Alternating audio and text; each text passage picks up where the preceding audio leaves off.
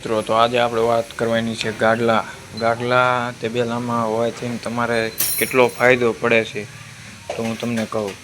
તો પહેલાં તો ગાડલા હોવાથી આ ગાયો શાંતિથી બેવે છે, લાંબી થઈને તમે બધા જોઈ શકો છો. બધી કમ્પ્લીટ બેવે છે. પ્લસ દાણમાં કાંઈ સોજો કે પછી અન્ય કોઈ રોગ નથી થતા, પછી ભાઠું કે પછી કોઈ પણ ઈજા નથી થતી. ગાડલો ખૂબ ઉપયોગમાં આવે છે. મેં આ ગાડલા 2.5 થી 3 મહિના પહેલાં નખાયા હતા, જે ખૂબ જ સારા છે. અને આ એક પ્રાઇસ પડી હતી મારે ગાડલાની 3000.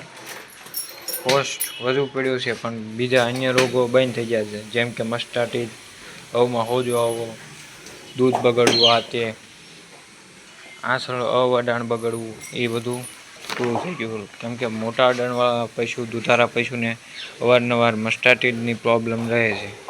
એટલે ગાડલા નાખવાથી બેનિફિટ થાય છે તમારે મસ્ટાટીસ સોજો તથા પશુને બગડે તો નહીં જ તે ને, એટલે એ ફાયદો રહે છે.